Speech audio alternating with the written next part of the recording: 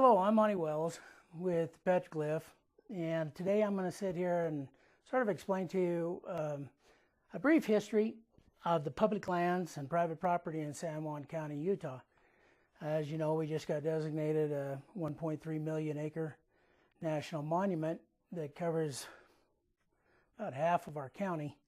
So I just wanted to show you what the government owns, what's left for private, and why people are a little upset at this whole thing and how ridiculous it is by showing you this history. So basically, San Juan County, this is a map of it, the border of San Juan County. The west border goes along with the Colorado River all the way down towards Page, and then from the confluence of the Colorado and the Green up the Green. Then on the east side, you have the state of Colorado, and on the south, you have Arizona. San Juan County was established in 1880 by the pioneers when they moved in here to Settle Bluff and that area. So it was established in 1880. The state of Utah was established in 1896, just to give you an idea. And this is what it looked like.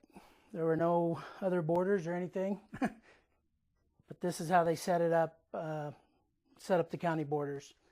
So the next thing that happened, that I'm going to show you what took place, is when they come in, the pioneers, they made an agreement with the Navajo tribe, and in 1884, they agreed that this whole bottom section of San Juan County, everything south of the San Juan River, would be given to the Navajo tribe. Since there was Navajo living there and everything going on, it didn't make any sense, so they agreed to that, and this bottom section became part of the Navajo reservation. Also, and then we'll move forward a little bit here, but we're going to do the parks first, what the government owns. I'll show you this next level.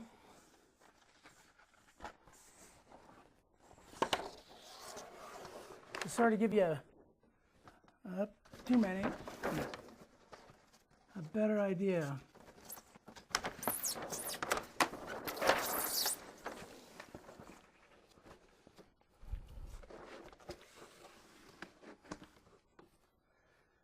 So, like I said, in 1884, this was the area that was designated or given, this bottom part here was given to the Navajo Nation as part of the reservation.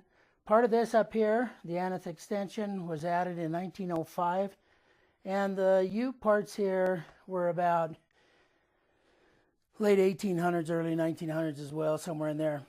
But that's what this represents. These are the native lands in San Juan County as they are today.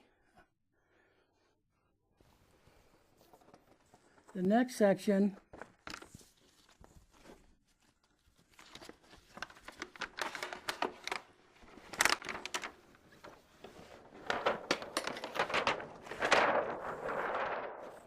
deals with government lands. So other federal lands and when they came about. So now we have the Forest Service lands in green here. Forest Service was established in 1905, and that took these portions out of the state inventory, or out of San Juan County. The BLM, it came about in 1946, and that's all the yellow. In those lands, these blue sections, that's the state SITLA sections that go to help fund the schools and things like that. So we have the yellow that's BLM, the green that's forest, the blue is state. This section, of course, down here is the reservation. And then right here we have in purple going up through the Glen Canyon Recreation Area, which was established in 1972.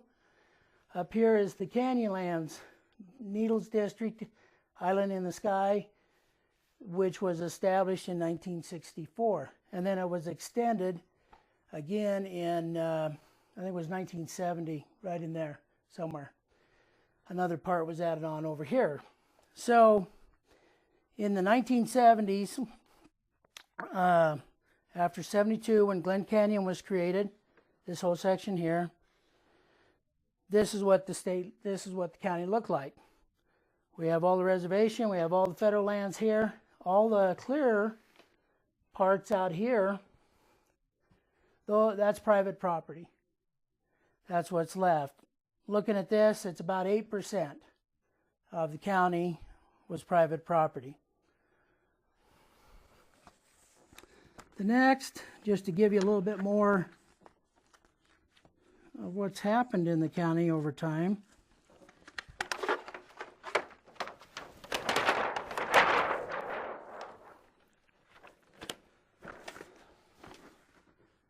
San Juan County at one point was the richest county in the state of Utah. Because of its uranium mines and the mill and things like that, they were the richest. We are now the poorest county in the state of Utah. The red dots that you see here indicate all the mines or the mining. We've got some down here on the reservation, up over here above Aneth, out here, and all the way through the forest, Lisbon, out in that area. Those are past mines, mines that are registered, that kind of thing. Some of them maybe worked, but you can't really see it, but there's some green specks here. A diamond there, a green square here. This is the uranium mill outside of Blanding. The green diamonds indicate the mines that are still active or still something going on. So you can see this is what has happened over time of the uranium boom and bust and everything of that nature and what it involved. So as you look at here, one of the big arguments is right now that this area is going to be given away and big business is going to come in and take it over. So we need to make it a national monument. Well, the reality is all of this right through here, all of this right through here, all of that is part of the national monument now, and it was all mined or explored or whatever back in the 1950s, 1960s when all this boom was going on. This area over here, this is not part of the monument, neither is this up here, but all this is. And yet people still think this is all pristine and good enough to be a national monument, but that's the history of what took place there. The other part that we have in San Juan County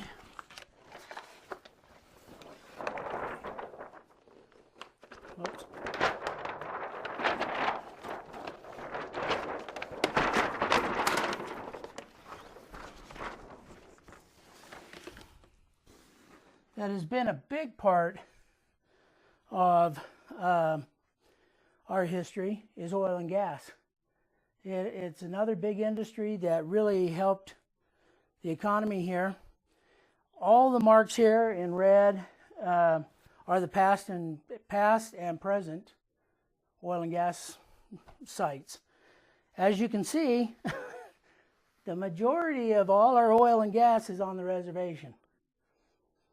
So when they start talking, oh, they don't want things destroyed and stuff, it's okay if they do it down here and earn money and stuff. But when it's out here, then it's a different story. But this is our major field. This is Aneth, and out in this area, Lisbon Valley. All this is our major corridor for the oil and gas right now. But as you look out here, you've got some wells down here, drilling and exploration out through this area. All of this is part of the monument, all through the mountains again. It was all done in the 1950s, 1960s, things like that.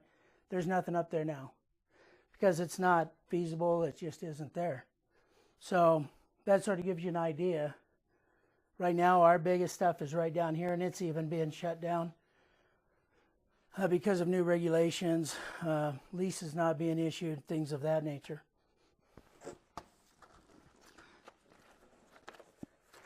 Matter of fact, just to show you, so Patagonia put out a video of how important it was to protect this land.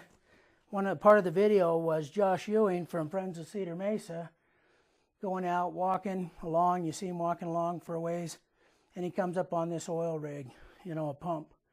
And they imply that that's in the monument. The monument stops right about here. That oil rig is out here in what is called Recapture Pocket, where all the oil stuff is going on. So, a little misleading on their part.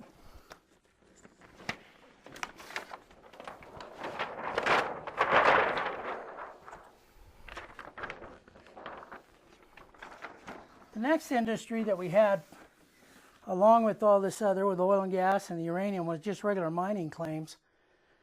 You can't, it's a little hard to see, but there's some black mining marks that sort of correspond, a lot of them correspond with the uranium stuff because they were filed claims. But that was a big part of our history as well, through here and up through here. Over the last,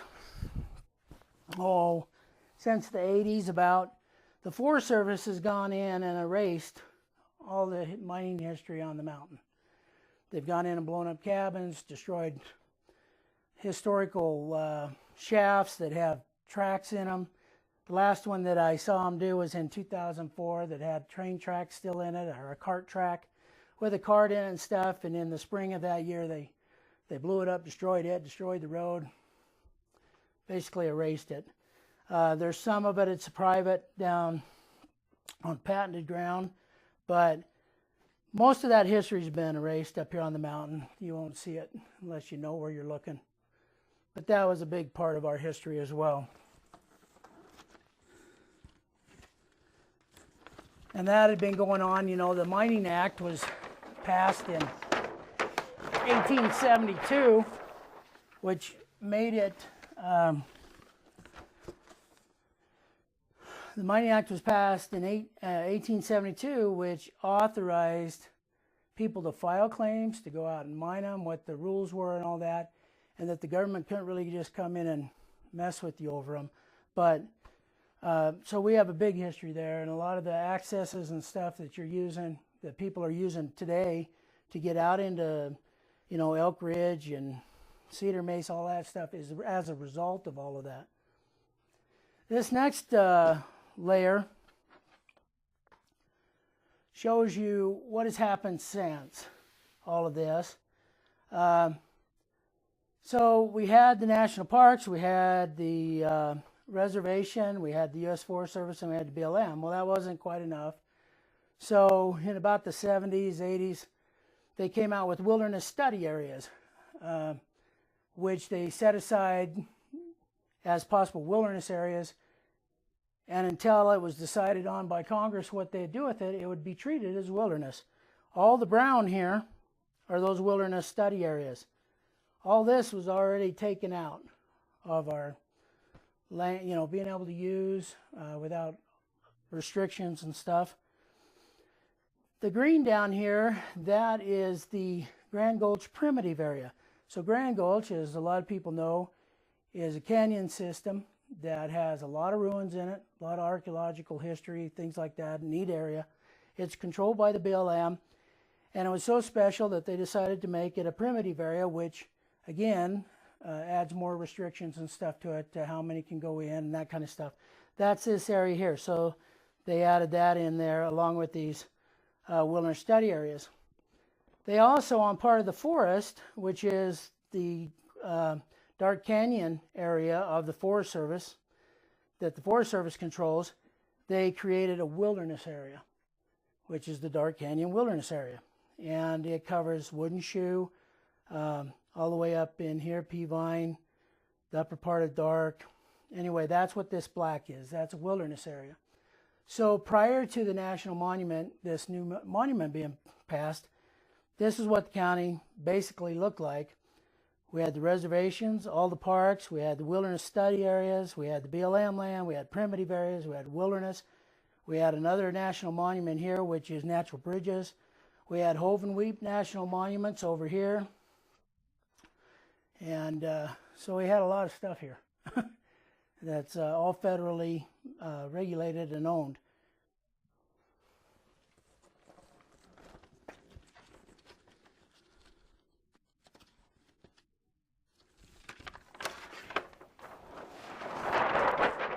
Then, I think 4 years ago or so, the government came out. There was a big scare or a big thing come out about the Gunnison Sagegrouse. And they put out a map showing what area was the Gunnison Sagegrouse habitation that needed some kind of special restrictions and usage and things like that. It just so happens that the Gunnison Sagegrouse, they only like private property. They don't venture on to federal lands as far as BLM lands or anything. This was the boundary they gave, and it's all on private property. It runs right up next to the BLM land, so when the grouse gets to that, he knows to turn around and go back to the private property, and so that's what it created. Out of the 8% of property we had, I think we're down to maybe 2% now. This little project here really has had a bad effect, negative effect on San Juan County. There were several oil and gas companies along with natural gas. We have the major natural gas line runs right through this that goes on up, I think, to Canada. And they were looking at some other stuff. We have huge helium deposits and stuff in the area. Well, when this started happening, everybody backed out. And now we've lost, most of them have cut back by 25, 30 employees for CCI, and they left. They sold their company. Anyway, it's pretty much shut down our oil and gas on the private property stuff. The only thing that's really going is down here.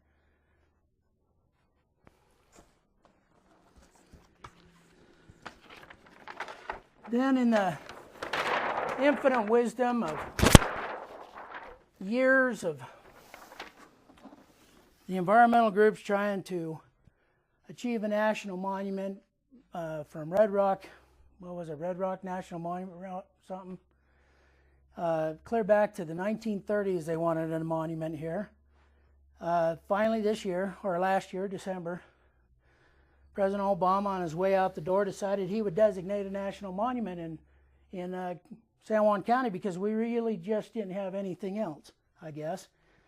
So now we've got all the Park Service through here and here.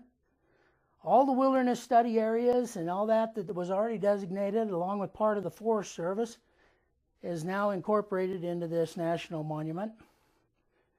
We still have this over here, and this goes all the way up to the border to the north and all the way right to the reservation line. Now, what's interesting, is if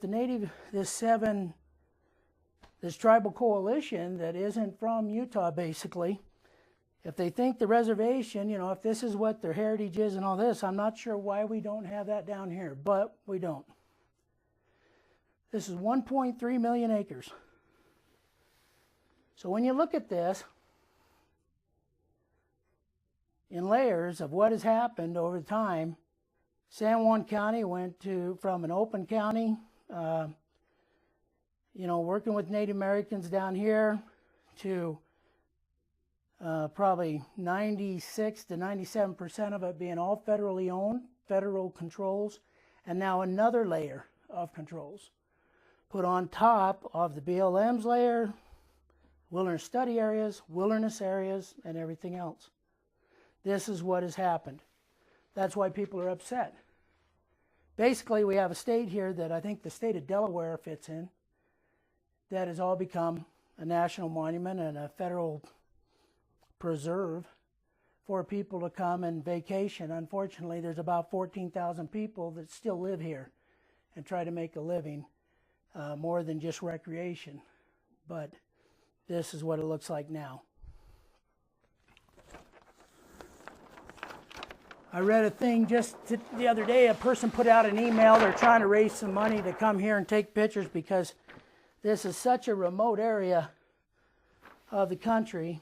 And I don't know if you can see it, but this layer here is everything that I've showed you, plus all the county roads. They go through the area. And there's roads all over all of this that have been there since they did all the exploration with the mining, with the oil and gas, everything. So it's covered in roads. There was a statement made by the BLM at one point that there's 2,800 miles of trails in San Juan County, which is totally a fabricated lie. There is approximately about 20 miles of actual trail for ATVs to ride on, that kind of thing. The 2,800 miles is all county roads.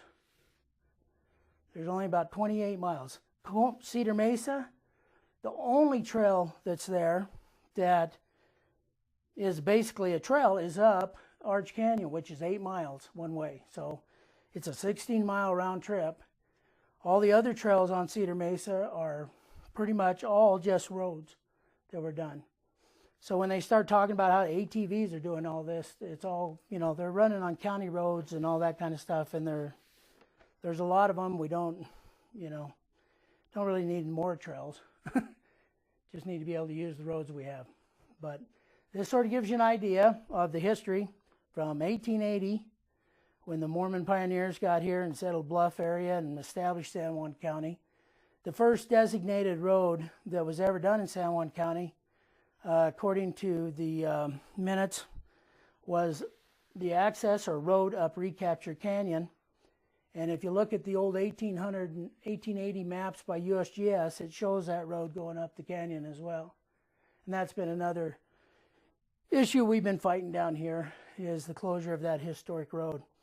Anyway, just wanted to give you an idea of what's left, what it looks like now and what it looked like before, and why people in the county are upset about it, because it's just, there's mining, there's everything that has gone on over this whole area, and yet now there's this another layer of designation which drawing people in here that's got, you know, going to hurt it more than it's going to do it any good. Thanks for watching, and we'll talk to you later.